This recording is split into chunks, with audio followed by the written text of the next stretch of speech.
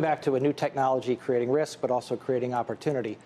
Certainly, there were crypto products that were designed to be anonymous and the like, and then, quite useful for nefarious activity. Right. Okay? But $100 bills, okay? People use $100 bills for nefarious activity. Are we going to shift from $100 bills to programmable money, where it's much easier to detect illicit activity? So both sides of this, I think the distributed ledger technology and what we've seen in stablecoin and the ability to, what I would say, just program cash so you can trace it, that's a pretty powerful technology and may in fact change our cash economy. And do you Especially think our global give a type of money that can only be spent for a specific number of reasons? And some worry about that state control or whatever, but like in this particular narrow use case, you want to give checks to individuals to get the economy moving again. Yeah. So if you think of programmable money that expires if you don't spend it. Joining us now is former SEC Chairman Jay Clayton. He's a CNBC contributor, non-executive chair of Apollo, an American Express board member, and a senior policy advisor at Sullivan and Cromwell. Thanks for making the time to come here. I think what's interesting here is what we've seen in terms of FTX, what we've seen with Binance, is that there are crypto operators that are headquartered elsewhere. Different rules apply out of the reach of the United States, and U.S. customers ultimately can see harm. And so this call for cross-border regulation makes sense, but it seems even more elusive, more difficult to achieve. Well, let's try and look at it as a little bit of a positive, because as we've talked about before, crypto, let's call it a technology that enables some new products, a technology that may enable a lot of products we know to function better. Crypto has not been handled well by the industry or frankly, by the regulators on a global basis. And that we've talked about is because it emerged globally and emerged outside the financial system. So what does this report say?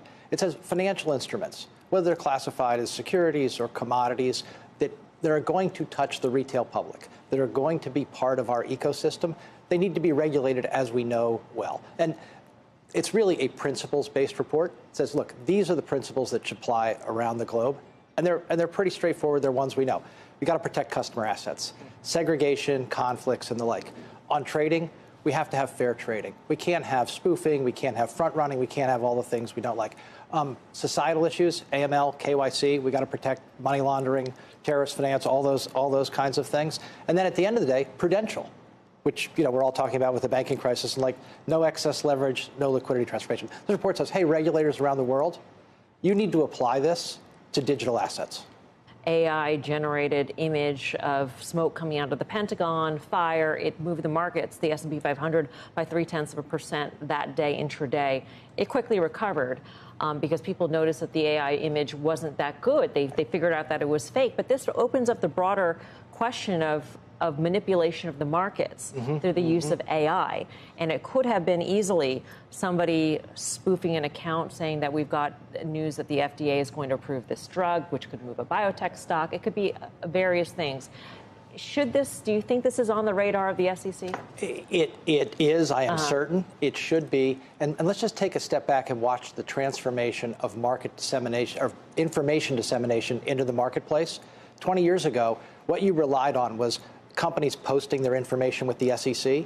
Right now, right here in this studio, this is where information. This is where it happens. That is a huge transformation. We have instantaneous dissemination of information. That creates a new risk, because you used to have a bit of a gatekeeping function when all information sort of flowed through the SEC years ago. Now it's somewhat ubiquitous. We need to look at how we can verify that. Let's just start with where should you go for sort of trust. With companies, it's easy.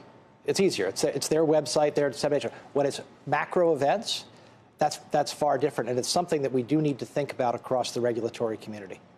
Seems like a losing battle, though. Yeah. I mean, you're like, I'm an optimist. You're an optimist, right? There's got to be a way, right? If technology creates a new risk, it ought to create a new way to mitigate that risk. But the technology probably would have to come from the platforms, because they're the ones who would be responsible for it. How do you motivate them to do that?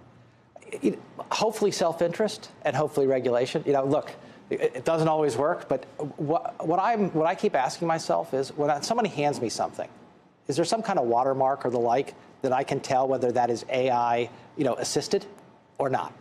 That would actually be, I don't know if it's possible, but it would be incredibly valuable to me. Someone hands me something and says, hey, here's a draft. Was that AI assisted, or are those your thoughts? Because I'm going to actually look at it differently. It would be very interesting to know. I don't know if it's possible. This afternoon, the Secretary General and Klaus Schwab, the founder of the World Economic Forum, will witness the signing of a memorandum of understanding on a strategic partnership between the UN and the World Economic Forum, which outlines areas of cooperation to deepen engagement between the two institutions and to jointly accelerate the implementation of the 2030 agenda. Welcome to the Crypto Teacher. And I come back with that video just to make you think. Don't forget to like and subscribe to the channel. And guys, we have Clayton speaks about the power of programmable money. And who does he sound like? That's right, Larry Fink from BlackRock. And we know programmable money will allow the NWO to tell you what, where, and when and how to buy it. And you have 3 to 6 months to spend it, or poof, it's gone. And Clayton talks about crypto regulation. It's going to be global. And we know this is all about the 4th Industrial Revolution. And he talks about the power of AI, cyber attacks, deep fakes. Guys, they're just getting started with this. Remember, they're not going to bring in regulation until it's too late. The same way they're doing crypto. And we know why. They want the robots, algorithms, and drones to take the economy over, and the sheep go inside the metaverse. And we know, what do they use? They use distractions. We know the NWO are the master magicians. And we have the debt ceiling. And we have McCarthy, Biden playing the Hegelian dialectic. But I definitely see the debt ceiling coming to an end on the 30th of this month. And we know once the summer gets here, the masses are distracted. And we know while the masses are distracted, liquidity is going to start shrinking out of the market. And then September, going towards the end of the year, we know the drums start to get louder. And we're going to be running into an election year.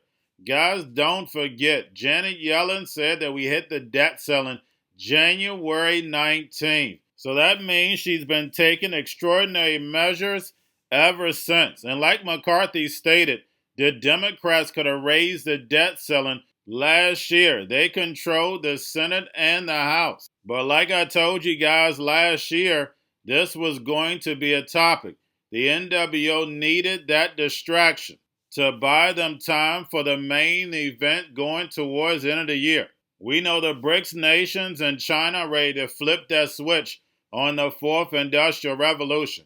While America, the Babylon of the United States world reserve currency falls and then follows behind China when it comes to the 4th Industrial Revolution. And speaking of another distraction, and we know next year is election year, and that's when they step up the most distractions. And we have Elon Musk teaming up with DeSantis. And we know DeSantis put a bill against the CBDCs, talking about privacy. But guys, don't forget, Elon Musk has what? Driverless cars, Neuralink, Starlinks. He is leading the way in the 4th Industrial Revolution, taking away your privacy. So we know the only thing they're doing is playing the Hegelian dialectic. Divide and conquer. Why? Because it works every time. People love to choose a side. Tribalism. And it destroys humanity every single time. And remember, the Crypto Teacher told you, because he knows. When it comes to the New World Order, it's all planned out. You have a wonderful day. Indicated in my last letter to Congress that we expect to be unable to pay all of our bills in early June and possibly as soon as June 1st. And I will continue to update Congress, but I certainly haven't changed my assessment. So I think that that's a hard deadline. I went down to meet with the president right after becoming speaker, as you all know, on February 1st. I said, let's sit down. Let's work together. The Democrats, they could have lifted the debt ceiling prior to me becoming speaker. They knew the outcome of the election already. They knew we were taking power.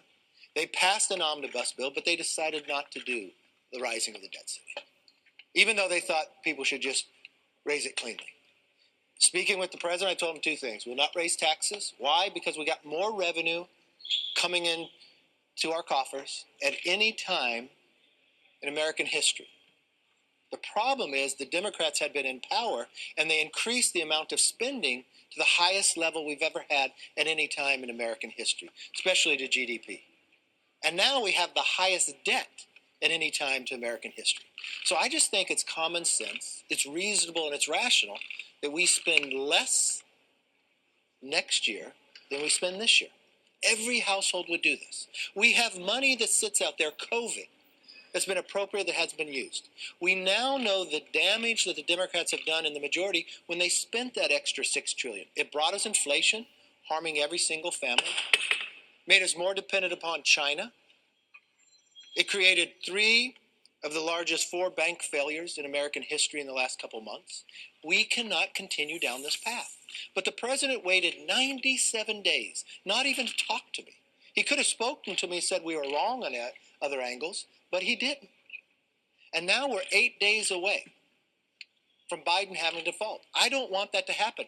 That's why the Republicans in the House in April lifted the debt ceiling with common sense, sensible things, that pulling the COVID money back, work requirements, they let people go back to work, help our supply chain, make us less dependent on China, and more importantly, people working, then they're paying into Social Security and Medicare, making those 2 entities stronger.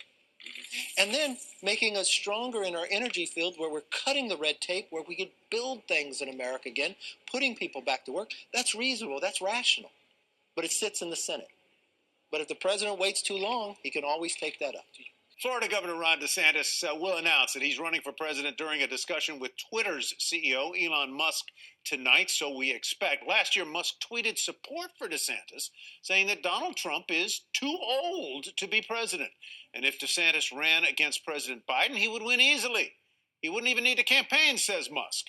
Going to a different economy, and we're going to be learning more about that as we go, but clearly we're learning that things can be done from remote locations. We're learning that technology can replace people even more than we thought.